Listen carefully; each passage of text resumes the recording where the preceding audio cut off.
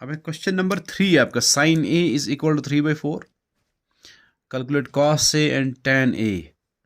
Sign A दिया है 3/4, ratio दिया है कि साइन ए जो है वो 3/4 का मतलब 3:4 है। ये जो रेशो दिया होता है इसका मतलब ये होता है 3:4 कि साइन ए 3/4 जो भी आएगा न्यूमिनेटर, जो भी आएगा डिनोमिनेटर, तो लोएस्ट टर्म में वो 3/4 बन जाएगा। रेशो 3:4 ही रहेगा। समझ गए आप? साइन जो है, साइन आप फिगर में देखो, साइन ए पर साइन कैलकुलेट करना। जब ए पे आकर ट्राइगोनोमेट्रिक रेशो सब कैलकुलेट करोगे ना, तो परपेंडिकुलर ये होगा। हाइपोटेन्यूज हमेशा ये होता है, बेस ये है। साइन होता किस किस का रेशो है, किन दो साइड्स का रेशो वो होता है परपेंडिकुलर और हाइपोटेन्यूज का। सम पीपल हैव परपेंडिकुलर और हाइपोटेन्यूज का। ये sine A perpendicular by hypotenuse है, इन दो का रेशो है। परपेंडिकुलर यहाँ BC है और हाइपोटेन्यूज AC है, यानी वो BC और AC का रेशो है। और वहां से वो दिया है वो 3:4 है, यानी 3/4 या 3:4। इसका मतलब ये जो BC और AC का रेशो है वो 3/4 है।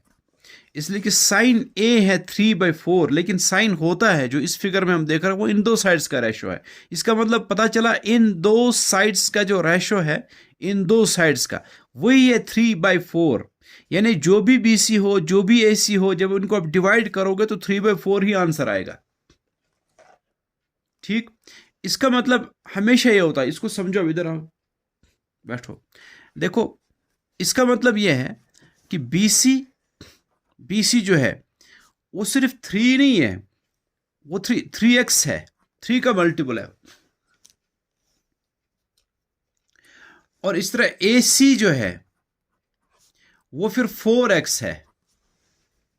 यानी 3 को अगर आप 2 से मल्टीप्लाई करेंगे वो बनेगा 6, फिर 4 को भी उसी 2 से मल्टीप्लाई करो वो बनेगा 8, तो 6/8 आएगा।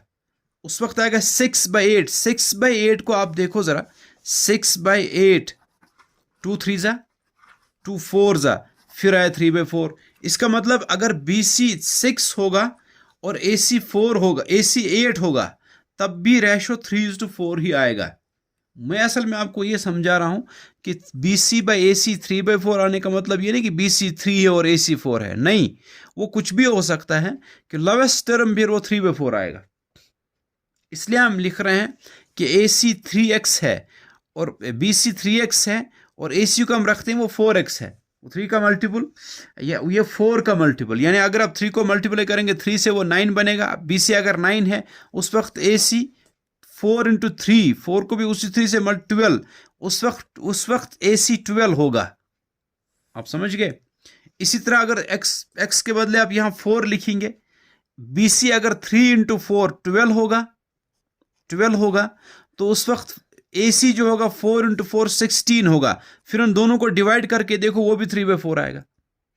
इसलिए हम ले रहे हैं, जनरली हम लेते हैं कि BC 3x है और AC फिर 4x है जब ऐसी सिचुएशन हो कि साइन ए दिया है 3 और 4, 3:4, 3/4 है वो।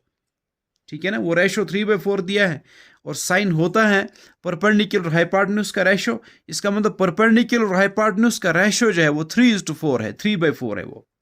उसका मतलब ये होता है कि परपेंडिकुलर फिर न्यूमरेटर जो भी हो, जो वाला भी रेशो हो, चाहे कॉस हो, साइन हो, टेन हो, जो ऊपर है इस वक्त तो परपेंडिकुलर है, ये 3x है और AC जो है वो 4x है। आपको समझ में आ गया ना? इसलिए मैंने यहां लिखा है कि BC 3x है और ये 4x है। जब भी हम रेशोस कैलकुलेट करते हैं, अभी हमने पढ़ा, उस वक्त हमें तीनों साइड्स इस राइट ट्रायंगल के मालूम होने चाहिए। जब दो मालूम हो, तीसरा पाइथागोरस थ्योरम से हमें निकल आता है। हम लिखेंगे in right triangle ABC, right angle at B, hypotenuse AC² है, राइट एंगल का अपोजिट साइड, वह sum of the squares of other two sides, यानी अदर टू साइड्स AB और BC है, उनके स्क्वायर्स का सम। तो ए सी के बदले हम लिखेंगे 4x whole square is equal to A B, वही हमें चाहिए, plus B C 3x whole square. तो 4x ये बनेगा 16x square is equal to A B square plus 9x square. फिर आप 9x स्क्वायर को ट्रांसपोज करो, 16x square minus 9x square is equal to A B square. 16 minus 9 7x square is equal to A B square.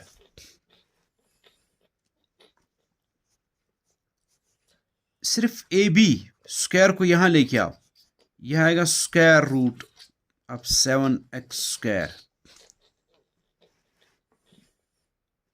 तो मैं फिर ऐसे लिखूं इसको, देखो 7 इंटू एक्स स्क्वायर, ऊपर है स्क्वायर रूट, जब ऐसे हो इंटू करके हैं 7 इंटू एक्स स्क्वायर, हम लिख सकते हैं 7 को अपना रूट और एक्स स्क्वायर को अलग रूट दे सकते हैं, is equal to A B square, square root इसका कैंसिल हो जाएगा, एक्स का 7 का तो ऐसे ही रहेगा, यह आएगा root 7x is equal to A B.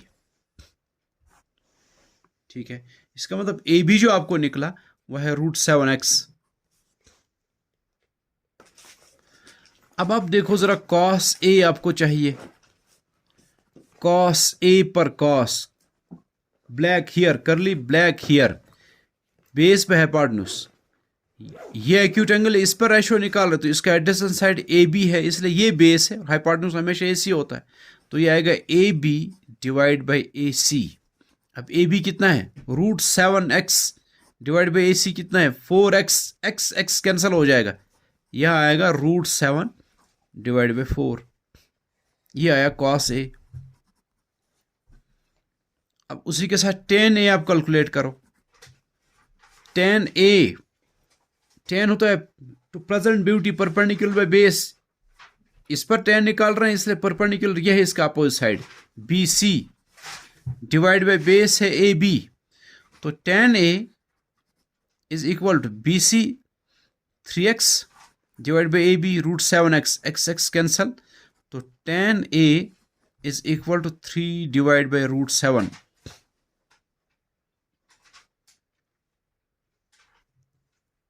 ठीक है।